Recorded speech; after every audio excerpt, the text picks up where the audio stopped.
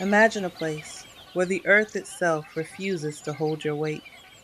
2,000 square miles of tangled juniper, cypress trees, and peat bogs so thick the air feels like water. This is the Great Dismal Swamp. To the colonial plantation owners of Virginia and North Carolina, this was a lethal wastewater, a geography of death. But for those seeking freedom, the lethality was exactly the point.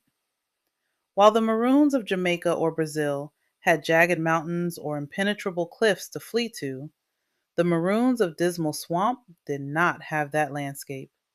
They had only the muck. These permanent fugitives built hidden cities on high ground islands in the middle of the swamps, isolated by miles of treacherous wetlands. But they didn't just hide, they became ghosts in the machinery of the South. But how do you build a society where you cannot see 10 feet in front of you, where the fog swallows the sun and the brush blocks every line of sight?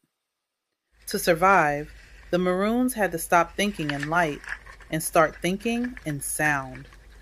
They transformed the oppressive silence of the swamp into a tactical tool. Historians like Dan Sayers have unearthed remnants of these hidden islands, but the most profound technology they possessed wasn't made of stone or iron. It was percussive intelligence. The Great Dismal Maroons developed a silent percussion system that mimicked the natural heartbeat of the swamp. A rhythmic tap on a hollow log or a specific cadence of footfalls sounded like the natural dropping of timber or an animal's gait. These rhythms functioned as an acoustic GPS, guiding escapees through bogs that would otherwise swallow a man whole. They weaponized syncopation. To an overseer on the swamp's edge, it sounded like the rhythmic thud of labor. To the Maroons, it was a complex set of instructions detailing troop movements or the arrival of supplies. There is a science to this defiance. In the heavy, humid air of the wetlands, sound waves travel differently. High-frequency speech is easily muffled by dense foliage, but low-frequency percussion carries. By using the physics of the swamp, the Maroons created a call and response network that acted as a real-time early warning system. When a slave catcher's dog barked miles away, the rhythm would shift. One camp would relay the pulse to the next, a cascading wave of sound that outpaced any horse or hunter. This created a unique social structure. While frontier Maroons were often nomadic, the people of the Great Dismal Swamp were stationary. They stayed in place for centuries, multi-generational families born and raised in the heart of the swamps. They weren't runaway slaves hiding from capture.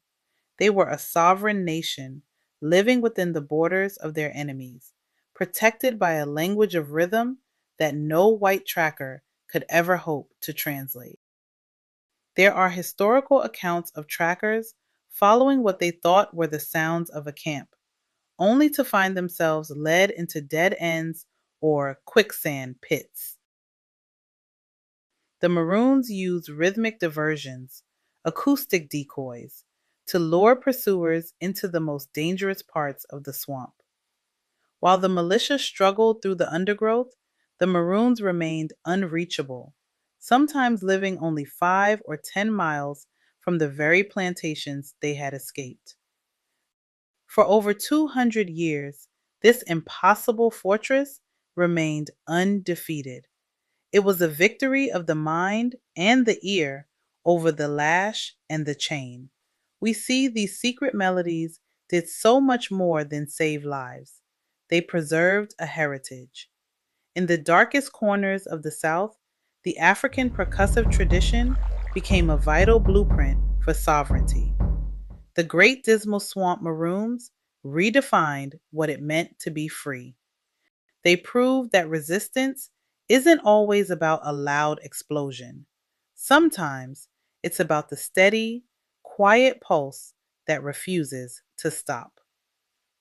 Today, the swamp still stands, a quiet testament to human ingenuity. The people are gone, but the lesson remains. When the world tries to silence you, find a rhythm they can't understand. The pulse of freedom is never truly lost. It's just waiting for someone to find the beat.